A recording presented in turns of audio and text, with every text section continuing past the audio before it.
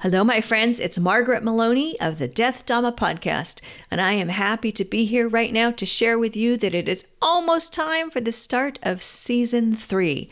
And Season 3, the Death Dhamma Podcast, you can expect the first episode on January 30th. And this season, we are going to examine attachment. And you know that when I say attachment, I mean really clinging and also aversion, right? We want this, we don't want that. And it makes sense that it's time for you and I to talk about attachment because look at where we've been together. So in Season 1, we went all in and right away talked about death and loss and spoke with 12 wise teachers who shared their experiences of the first time they, found out that there's something called death and how they handled it and how they have handled grief and loss throughout their lives. And then in the second season, we talked to more wise people because you know why? Wise people are generous with their time. Wise people who are good teachers are generous and kind and compassionate with their time. And that's why I've been so fortunate to have these great interviews. And we talked about impermanence and the impact of impermanence in our lives. And we talked about things like thinking that relationships were going to be a certain way, or thinking that our lives were going to be a certain way, or seeing changes in other people's lives, or our journeys, how our bodies change, whether it's accidental or through health issues or through just good old-fashioned aging. And now, as I've said, it's time to talk about attachment because you think about it. What causes us to suffer? It's not just the fact that things change. It's not just impermanence that can lead us to have dukkha or dissatisfaction or suffering. It is how we handle it. It is how we handle it. I have a favorite kind of candy that I like. I promise I'm going to make this relevant. I have a favorite candy I like. It's called Ginger Chews. It's by this company called the Ginger People. I buy it almost every time I buy groceries at this one store I shop at. They have Ginger Chews up by the checkout stand. So it's very easy for me to stock up on Ginger Chews. I probably eat 2 or 3 little Ginger Chews a day, which might not be great for my teeth, but my goodness. My teeth might be impermanent anyway, right? But I digress. All right. Well, a few months ago, guess what? No Ginger Chews. I was so upset. What am I going to do without my Ginger Chews? Well, I'm going to live and I'm going to be okay and I'm going to get over it is what happened. But I was truly disappointed. I'm not kidding you. And then I went back and the next week there were Ginger Chews again and I lived happily ever after.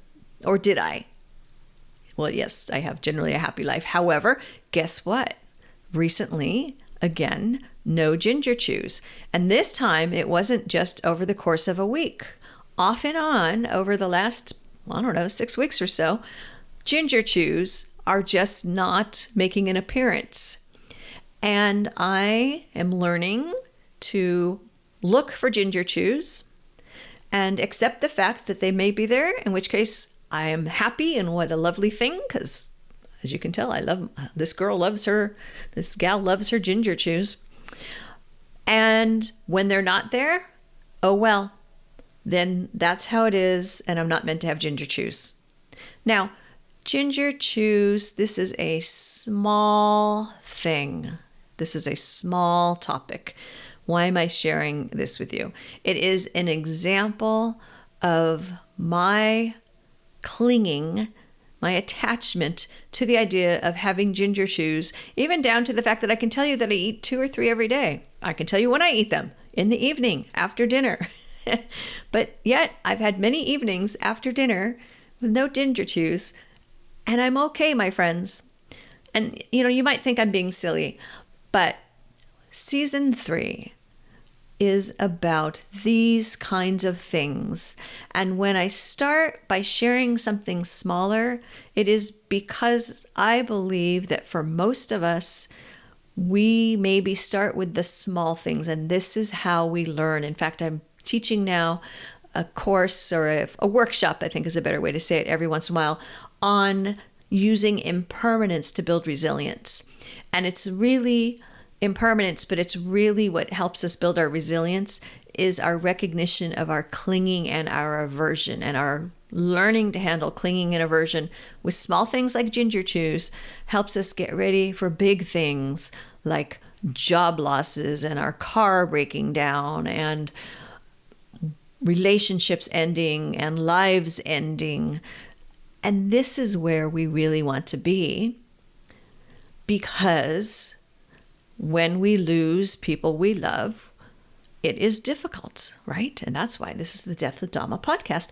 And that's why we are going to handle attachment, because it's our attachment. Like, for example, when my husband died, it was my attachment of how I thought my life was going to be, and now it was different. And what was I supposed to do? I can remember having that exact feeling. What am I supposed to do now? What is my life now? And I figured it out. Not overnight, but of course I was having some clinging and I was having some aversion. I don't want to have to do this. Well, this is your life now. This is what you're doing. So that's why our topic. Now, how are we going to handle this topic? You know, in the past 2 seasons, we've had a lot of excellent interviews and some lessons learned from those interviews. This season, I'm not attached to how we did season 1 or 2. See how I did that? And so we're going to shake things up. We may have interviews. I will invite some of our wise teachers to come back. I will look for new wise teachers to share with us. I invite you, my audience, my community, my listeners, I invite you to share your stories, to reach out to info@margaretmeloni.com and send stories. I might creep into current events and bring up some current events and see how clinging and aversion is playing a role in current events. I might share with you some of my own stories. I'm considering keeping like a clinging and aversion journal and sharing some stories with you of my experiences, because I think sometimes it's nice to just share these very human things that we encounter. And so you can look forward to season 3. Please be excited about it, but don't be clinging. And of course, I don't want you to have aversion towards it. You see, that's me. I would like you to join me, but I'm trying not to cling to that idea. And be open to what the season brings and the stories that we share and our time together. I'm looking forward to it. And our first episode will be dropped on January 30th. Thanks so much for being part of the Death Dhamma community. May you be well. May you be happy. May you be at ease. And may you be free from suffering. Bye for now.